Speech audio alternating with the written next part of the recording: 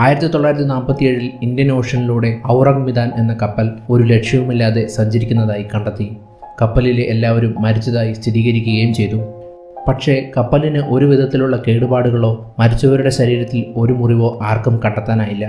June 1947 സ്ട്രെയ്റ്റ്സ് of മലാക്കയിലൂടെ സഞ്ചരിക്കുന്ന കപ്പലുകൾക്ക് ഒരു അൺനോൺ സോഴ്സിൽ നിന്ന് SOS സിഗ്നൽ ലഭിക്കാനിടയായി. അവർക്ക് ലഭിച്ച മെസ്സേജുകൾ 2 ഭാഗങ്ങളായിട്ടായിരുന്നു. കപ്പലിലെ ക്യാപ്റ്റൻ ഉൾപ്പെടെ എല്ലാവരും മരിച്ചുവെന്നായിരുന്നു ആദ്യത്തെ മെസ്സേജ്. രണ്ടാമത്തെ മെസ്സേജ് മരിക്കാൻ പോകുന്ന ഒരു വ്യക്തിയുടെ അവസാന വാക്കുകളായിരുന്നു. ഐ ഡൈ എന്നായിരുന്നു രണ്ടാമത്തെ മെസ്സേജ്. ഈ മെസ്സേജിന് ശേഷം മറ്റൊരു മെസ്സേജും മറ്റു കപ്പലുകൾക്ക് ലഭിച്ചില്ല. ഷിപ്പ് അതോറിറ്റീസ് ആ ഏരിയയിലുള്ള എല്ലാ കപ്പലുകൾക്കും ഔറംഗമിതാനു വേണ്ടിയുള്ള തിരച്ചിൽ ആരംഭിക്കാനുള്ള ഉത്തരവ് നൽകി. പക്ഷേ ആദ്യ അന്വേഷണത്തിൽ ഔറംഗമിതാനെ ആർക്കും കണ്ടെത്താനായില്ല.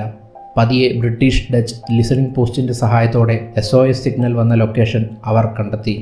ഔറംഗമിതാൻ്റെ ഏറ്റവും അടുത്തുണ്ടായിരുന്ന അമേരിക്കൻ വ്യവസായ കപ്പലായ സിൽവർ സ്റ്റാറിന് ഷിപ്പ് അതോറിറ്റീസ് ഔറംഗമിതാൻ്റെ ലൊക്കേഷൻ അയച്ചു കൊടുത്തു. സിൽവർ സ്റ്റാർ ഷിപ്പിലെ ക്യാപ്റ്റൻ ഒട്ടും വൈകാതെ തനിക്ക് ലഭിച്ച ലൊക്കേഷനിലേക്ക് കപ്പൽ തിരിച്ചു. ഏതാനും മണിക്കൂറുകൾക്ക് ശേഷം ഇന്ത്യൻ ഓഷനിലൂടെ ഒരു ലക്ഷ്യമില്ലാതെ അലയുന്ന ഔറംഗമിതാനെ അവർ കണ്ടെത്തി. ഔറംഗമിതാനോട് അടുപ്പിക്കുന്നതിന് മുമ്പ് ഔറംഗമിതാനുമായി കമ്മ്യൂണിക്കേറ്റ് ചെയ്യാൻ ശ്രമിച്ചുവെങ്കിലും സിൽവർ സ്റ്റാറിന് തിരിച്ചൊരു മറുപടിയും ലഭിച്ചില്ല. സിൽവർ സ്റ്റാർ കപ്പൽ ഔറംഗമിതാനോട് അടുപ്പിച്ചതിന് ശേഷം സിൽവർ സ്റ്റാറിലെ ആളുകൾ ഔറംഗമിതാനിൽ കാലുകുത്തിയപ്പോൾ അവർ ഞെട്ടിപ്പോയി. SOS സിഗ്നലിൽ പറഞ്ഞതുപോലെ തന്നെയായിരുന്നു ആ കാഴ്ച.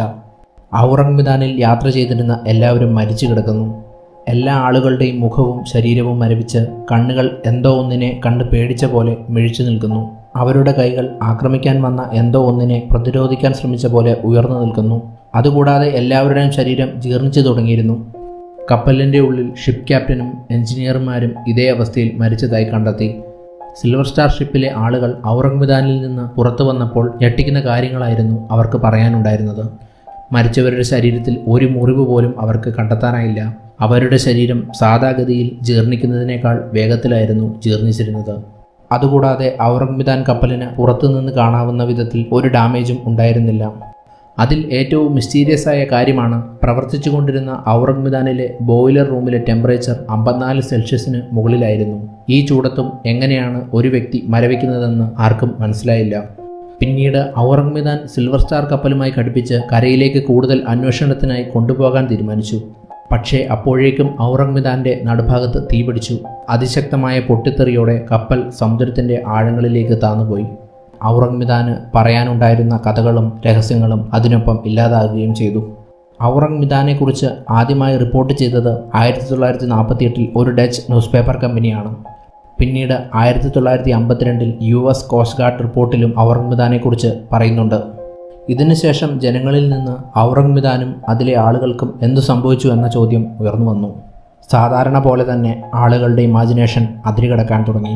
ചില ആളുകൾ അമേരിക്ക 2ാം ലോക മഹായുദ്ധത്തിൻ്റെ സമയത്ത് നടത്തിയ ഫിലഡൽഫിയ എക്സ്പെരിമെൻ്റ് പോലെ മറ്റു രാജ്യങ്ങൾ നടത്തിയ പരീക്ഷണമാണ് ഔറംഗമിതാനുമെന്ന് വിശ്വസിച്ചു. മറ്റു ചില ആളുകൾ ഔറംഗമിതാനിലെ ആളുകളുടെ അസാധാരണ മരണം സൂപ്പർനാച്ചുറൽ ശക്തികൾ മൂലമാണെന്ന് വിശ്വസിച്ചു.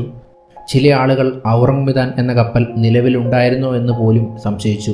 കാരണം റിപ്പോർട്ടുകൾ അനുസരിച്ച് ഔറംഗമിതാൻ എന്ന പേരിൽ ഒരു കപ്പൽ പോലും ഒരു തുറമുഖത്തും രജിസ്റ്റർ ചെയ്തിട്ടില്ല. പക്ഷേ ഇതിനൊരു ലോജിക്കൽ എക്സ്പ്ലനേഷൻ ഉണ്ടായിരിക്കും.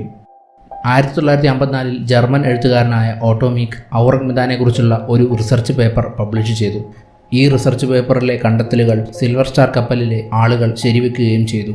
ഓട്ടോ മീക്ക് പറയുന്നതനുസരിച്ച് ഔറംഗമിതാനിൽ വളരെ ഡേഞ്ചറസ് കെമിക്കൽ സബ്സ്റ്റൻസായ പൊട്ടാസ്യം സയനൈഡും നൈട്രോഗ്ലിസറീനും കടത്തുകയായിരുന്നു. ഇതുകൊണ്ടാണ് ഔറംഗമിതാൻ ഒരു തുറമുഖത്തും രജിസ്റ്റർ ചെയ്യാതിരുന്നത്. അദ്ദേഹം പറയുന്നതനുസരിച്ച് കടലിലെ ഉപ്പുവെള്ളം കപ്പലിൽ കയറുകയും പൊട്ടാസ്യം സയനൈഡുമായി റിയാക്ട് ചെയ്യുകയും പിന്നീട് വിഷവാതകം പുറത്തുവിടുകയും ചെയ്തു. ഈ വിഷവാതകമാണ് ഔറംഗമിതാനിലെ ആളുകളുടെ മരണത്തിന് കാരണമായതെന്നും അദ്ദേഹം പറയുന്നു. അതുകൂടാതെ ഉപ്പുവെള്ളം നൈട്രോഗ്ലിസറിനുമായി റിയാക്ട് ചെയ്തതുകൊണ്ടാണ് കപ്പൽ പൊട്ടിത്തെറിച്ചതെന്നും അദ്ദേഹം പറയുന്നു. എന്നാൽ ഈ തിയറിക്ക് ധാരാളം പോരായ്മകളുണ്ട്. ഔറംഗമിതാൻ്റെ രക്ഷയ്ക്ക് വേണ്ടി എത്തിയ സിൽവർ സ്റ്റാറിലെ ആളുകൾക്ക് എന്തുകൊണ്ട് ഈ വിഷവാതകം ഏറ്റില്ല? മറ്റൊരു പ്രശ്നം, സൈനൈഡ് ആളുകൾക്ക് വേദനയില്ലാത്ത വേഗത്തിലുള്ള മരണമാണ് നൽകുന്നത്. പക്ഷേ എന്തുകൊണ്ടാണ് ഔറംഗമിതാനിലെ ആളുകളുടെ മുഖം പേടിയും വേദനയും അനുഭവിച്ചതുപോലെ കാണപ്പെട്ടത്? ഈ ചോദ്യങ്ങൾക്ക് ഓട്ടോ മീക്കിന് ഉത്തരം നൽകാനായില്ല. അതുകൊണ്ട് തന്നെ അദ്ദേഹത്തിൻ്റെ തിയറി തെറ്റാണെന്ന് എല്ലാവരും ശരിവെച്ചു.